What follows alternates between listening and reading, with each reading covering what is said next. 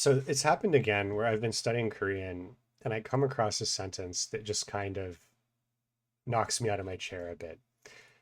And I want to talk about this sentence in a good amount of detail. I've translated it into the other languages that I speak, and like I've mentioned, I'm not a big fan of translation, but like for what I'm doing here, I need to translate because we're really going to be dissecting this sentence. And a little bit of a caveat, like just to warn you, like I'm a beginner. This is my Korean textbook. I've been studying for maybe like 3 months now, 2 or 3 months. I'm a beginner. I'm not trying to come off as some expert. What I'm doing is as a beginner, I encountered this sentence and I was just amazed that Korean can do this. That Korean can pull off a sentence like this with and the thing that really strikes me about this is it has this is the only grammatical marker in the entire sentence. Like, now, of course, grammar, there's many ways that things you can call grammar, things you can call grammatical markers. But as far as like explicitly marking what things are doing in the sentence, this is the only marker, which I find really fascinating.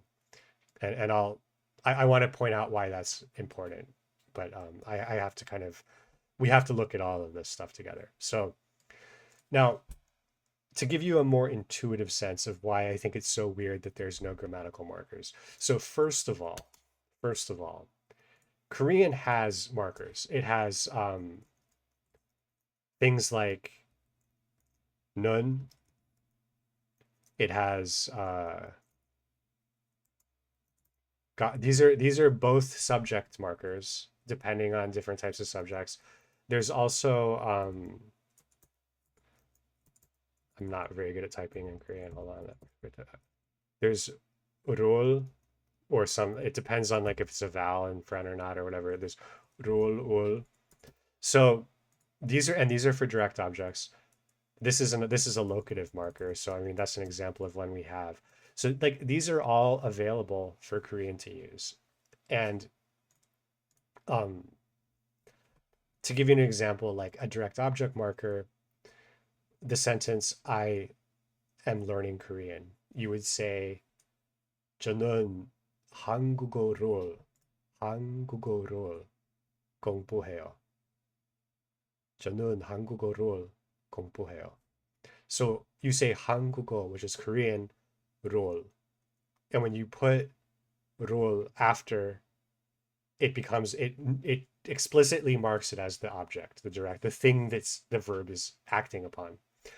But in this sentence, we just don't have that at all. It's just and I remember when I learned role and even nunga, we learned that I say we, I'm the only person learning here. I'm not in a class, but like I learned that these are optional. If the context makes it clear, you don't need these. And I was like, oh, that sounds dangerous, but let's see how it goes. And yeah, so here we go. Like this is the context. So what I want to point out though is without these particles, what does it sound like? Like to me, as a beginner, as somebody who hasn't seen a sentence like this before and actually understood it, I'm sure I've heard sentences like this when I'm watching stuff, but I didn't actually understand it. Um, so let's listen to it, okay? Here's the native speaker. 어? 친구 생일 선물 사러 백화점에 가. 늘 뭐, 친구 생일 선물 사러 백화점에 가요. 친구 생일 선물 사러 백화점에 가요. 오늘 뭐 하세요? 친구 생일 선물 사러 백화점에 가요. Okay. 친구 생일이 언제예요? So did you notice it? And now I'm going to try to say it. Like again, I'm not the native speaker, but I just this specifically what I want to point out is this.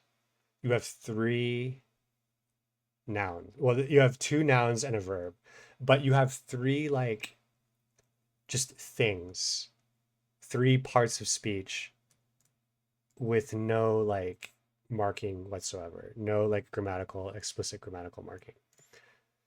친구 생일 선물 사러 팩화점에 가요.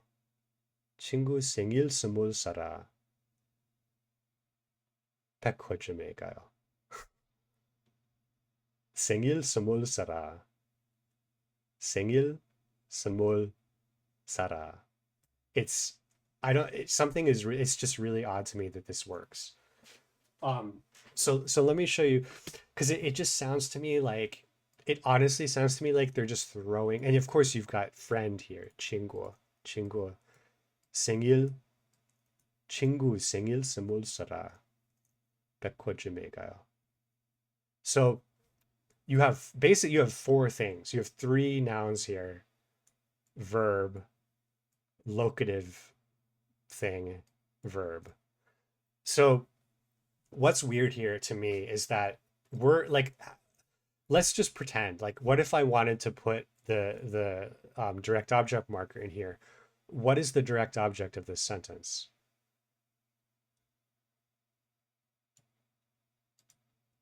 It is 선물. That's what we're buying, is we're buying a gift. So like, what if I put, oh, that should be 올.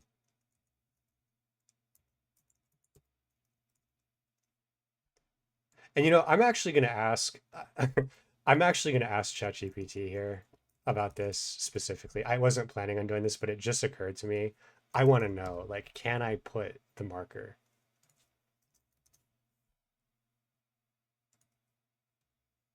So I'm going to do this. Whoops.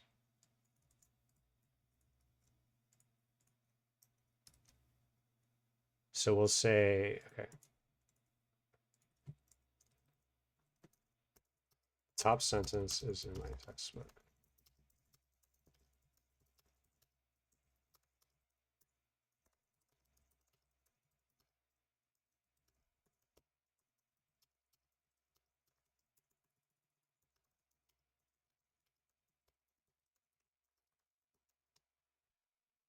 So I found ChatGPT is actually good at questions like this.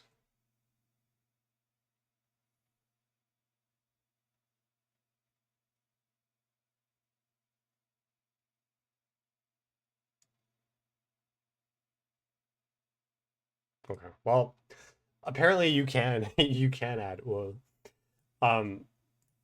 So let's say, like, let's hear the difference, right? 친구 생일 선물. Well, that doesn't sound good to me. 선물. 선물. 친구 생일 선물 사라. 팩화점에 가요. 친구 생일 선물을 사라. 친구 생일 선물을 사라. 팩화점에 가요. Okay, well, it's not easy to say. It's not easy to say 물을, but I do find when I say it that way that that meaning of ul, which I have internalized a good amount at this point, helps the sentence to feel like more parsable, more easy to understand. But like, I think it's really important to realize that Korean drops these. You don't have to put them in. So now if we look at, let me explain, like, if I say Mary gives the teacher an apple, the reason we have things like direct object and indirect object, like, I know, like, most people hate grammar because it's so boring, but I think this is like an actually interesting, clear example of why we have this stuff. So the reason we have direct object and indirect object, so we have subject and object, right? Mary is a subject. Then what's the object? Is the object teacher or is the object apple? Well, both of these are objects, and then we split them into direct or indirect. And so the way I tend to think of this is that, like, if I'm giving someone something, I'm giving you my AirPod case. This is more direct because I'm holding it. I'm directly, the action of give is most directly happening with the AirPod case, whereas the recipient of the give is less direct. I mean, it could be called anything, right? It could be called like an alpha object and a sigma object. It wouldn't matter. These are just words people use, right? But the point here is that you have two different objects, so we're differentiating them. And I don't even know at this point. I'm assuming Korean has an indirect object particle, but I don't even know what it is yet. In fact, oh no, let's not do that. I'm not I'm just not worried about it yet. Um, but so in German, we can see this pretty clearly. Like if I say in German, I would say, let's do it this way. So like in German, normally the teacher would be der Lehrer, and the apple would be der Apfel. Let's just do der. Let's just make it less confusing. So what happens in German is der, the word for the, becomes dem, and this word der becomes den, because in indirect object you just have dem, and direct object you have den. That's it. That's how it marks it. So den is basically like ul, but obviously you don't say Apfel ul or Apfel den. You just replace the word the with, you change the word the. That's how it is shown in German.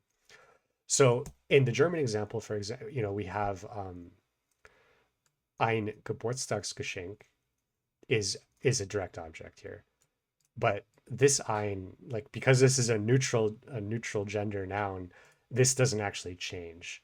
But if this were a masculine noun, it would become einen, but it doesn't because it's neutral. So that's just German being German.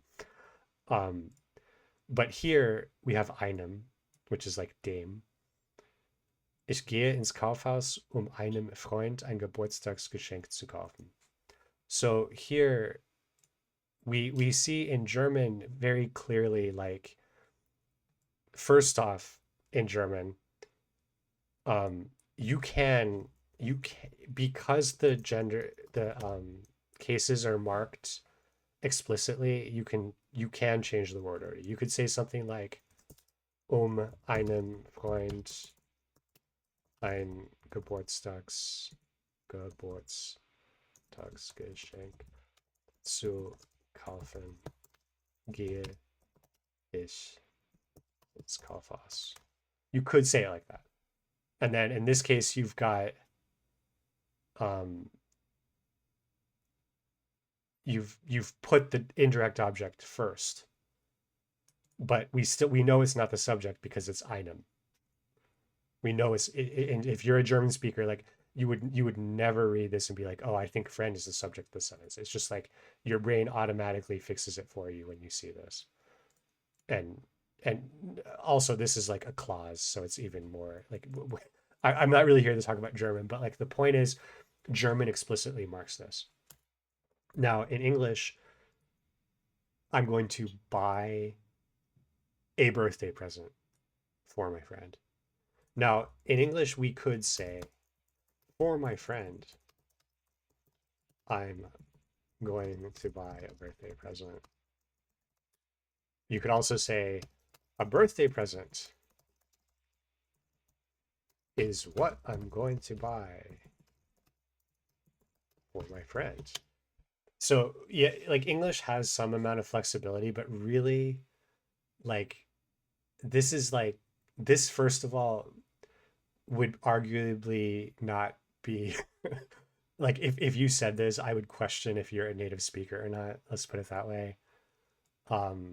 This is, you can imagine with a specifically weirdly worded question, this might be something a native speaker responds, but like really English is pretty locked in with the word order. So we basically, what we do is, like in the example of Mary gives, actually this is a different example, isn't it? I think what we do is, how does English even differentiate this? Because we could say, so I guess like if we want to say gives an apple, we have to add to. So to is in this case actually functioning like an indirect object marker in a very strange sense, right? But because here this is a more default order, so we don't need to add the to. But when we change the order to something that's not, you can't say gives an apple the teacher, right? Let's just put it that way. And if I say buy my friend a birthday present, we can do that. And why can we do why do we not have to say buy a birthday present? Well, actually I said for my friend. I can't say buy a birthday present my friend. I have to say for my friend. But if I said I could say buy my friend a birthday present and I don't need for. So that's the same thing. Actually, what's happened here is I have for some reason chosen the less default word order. But if I go a more default, I would just say buy my friend a birthday present. And I think this is a better translation. And now it's more clear. Like the English, so we see what happens, right? If you use the default word order, you don't need to mark it. If you screw around with the word order, you have to mark it. Otherwise, it becomes ungrammatical, right? Or it becomes confusing. It's either ungrammatical or confusing. So what we can start intuiting with the Korean maybe is that, like, well, let's go through the Chinese first here too. Okay, so in Chinese we say 我去百货商店买生日礼物给我的朋友。我去百货商店买生日礼物给我的朋友。So my pronunciation wasn't very good there. Let me do one more. Hold on. 我去百货商店买生日礼物给我的朋友. Still not that good. Anyway, so here this is really much more similar to English. So also worth noting, this ints, this like I don't want to talk all about German here, but basically you can think of this as a locative. This is telling you motion into, and just trust me on that. Like, you know, grammatically what this is implying moving into, in the same way that we have an a here. Although, yeah. I mean, it's Korean has a and is, and German has like ints and im, but they're not the same. They differentiate different things, so they care about different subtle differences that are not marked in either language. Okay. So here though we have 去 is just simply go. 我去 is I go. So this is just like in English. This is the store, the department store. 百货商店买 is the verb to buy. 生日礼物 is birthday present. Oh, that's 生日礼物. 给 is the verb give. And then just my friend, 我的朋友. So the thing with the Chinese is like, it's actually quite similar to the English. Like, you have subject, verb, object, and actually you can do it like this too.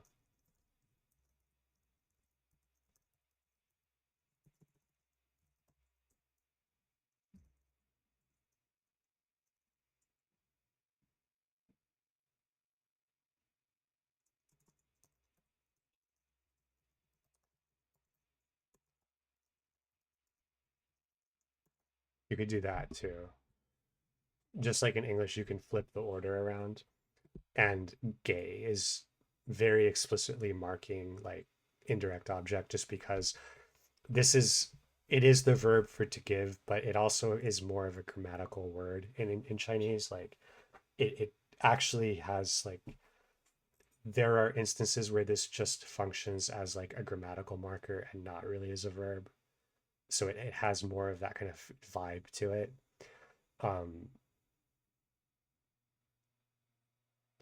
And I think generally speaking, like, I prefer this kind of construction. And I think, correct me if I'm wrong, like if you speak Chinese really well, this sounds a 我去百货商店给我的朋友买生日礼物. Honestly, I think in Taiwan people would tend toward this one more, and like in mainland China people might tend toward this one more, is my gut sense of it, but I'm not sure. But the point is, in Chinese, we can also just kind of word order shift the object and direct object. And the reason we can do that is because of gay. Whereas in English, we can add like two or four, which functions a lot like, well, gay is literally give, right? But the point is like as long as we make the differentiation explicit, we can flip the order. So in Korean, I guess the question I have is there's a few things, okay? Let me now this is going to be like a monstrosity, a Frankenstein monstrosity of different languages, but let's just do it. Um so first off, like let's make it a little bit more explicit. Now, this is the first I studied classical Chinese a little bit, and classical Chinese, similar to Japanese and Korean, is like context heavy. You can drop words if the context is clear. And this is really this is the deepest I've been in a language that does this. So I find it really weird. Like it makes sense to say, okay, if I just say friend, I shouldn't ever really need to say my friend, right? If I just say friend, can that not just mean my friend by default? And then if it's someone else's friend, I can say that. But if it's, let's just make it so that if I just say friend, it defaults to my friend, right? It makes sense. But like, let's monster this up a bit. So if I say like, um,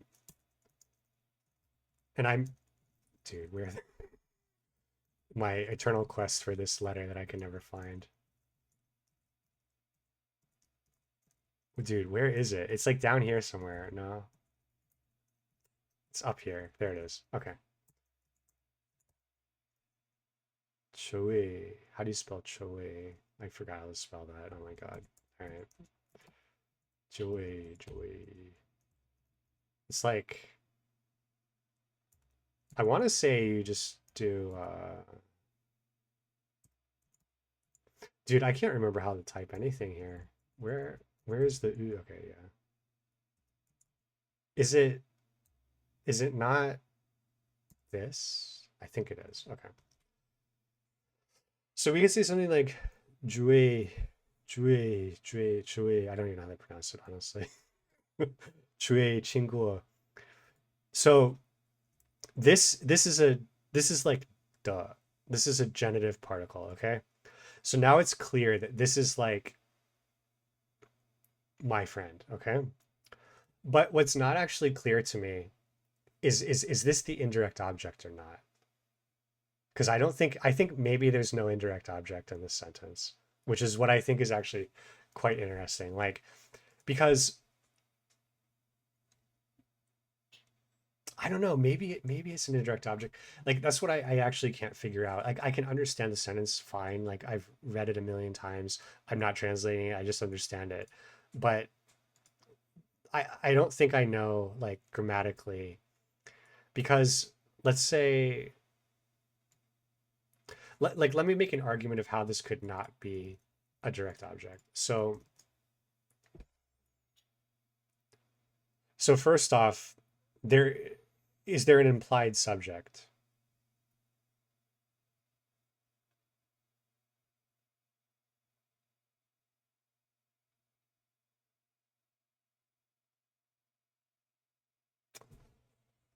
Actually, let me ask ChatGPT to do something.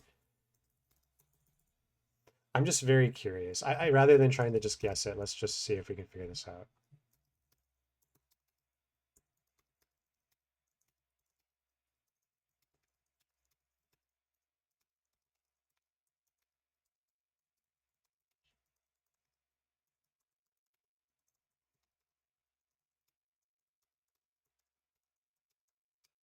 Let's see what happens.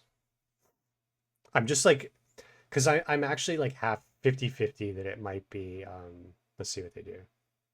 제 친구의 생일 선물을 사라. 팩화점에 가요. Okay. So they did 친구의 생일.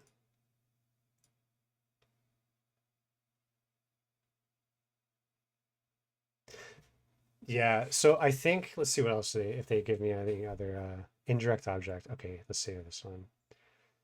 친구애가, 친구에게, 친구에게. That's the indirect. 친구에게 생일 선물, 선물을 사라. 팩화점에 가요. Okay. So yeah, I think yeah, this is kind of what I was getting at. Is it a present from my friend or is it friend's birthday present? That's what I think I was trying to get at. Like, so if you make it, we don't need to look at this anymore. That, but so basically the question, and now I have the answer, is that, well, what if is this are you buying the present for your friend, or is it your friend's birthday present that you're buying? And the way this sentence is constructed, it's not clear. It's actually not clear. But the the fun thing is that it doesn't matter, right? It's not clear, but it doesn't matter. So like, because I'm trying to think of how to explain why it doesn't matter. Like, um, I guess like just an English example like would be, I'm buying my friend's birthday present later today, or I'm buying a present for my friend later to birthday present, right?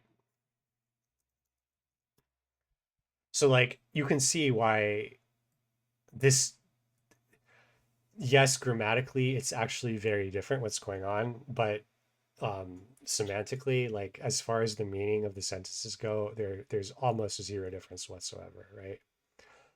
So I think that's kind of what's going on here is, yes, you could say 선물을, you could say whatever it is you're saying. You could put the what was the indirect particle?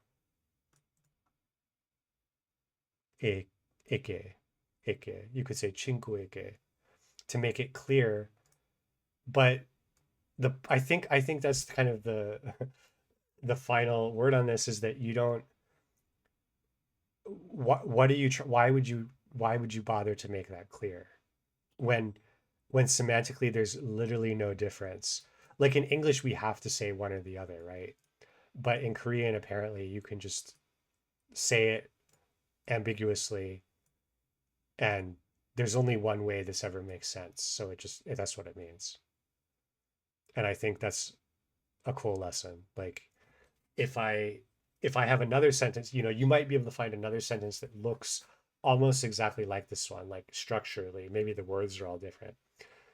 And you're like, well, I'm just gonna plug it in and make the other sentence just like this with no case markings. And you do it, and then people are like, well, this is like, no, you have to put ul here. You have to put I keep forgetting it. Ake. You have to put ake here or whatever. Like somebody, but you have to put it, and then you're like, well, why didn't I have to put it here? And then they would give you that, like, that annoying answer you get from a language teacher where they're like, well, here it's okay because, and then they can't really explain why it's okay. But that's the thing, right? Like here it's okay because it literally doesn't make a difference if you add that stuff. It disambiguify, it makes the grammar less ambiguous, but grammar is only useful in so far as it conveys meaning, right? Like in real life, it's not like I'm gonna get 10 extra charisma points because I indicated the indirect object and said it in a certain way. Like no one cares. So it's just like you say what you need to get the point across. And in this case, we don't need the extra grammar. Save it for when we need it. And I think that's what I'm taking away from this sentence. Thanks for watching. Bye.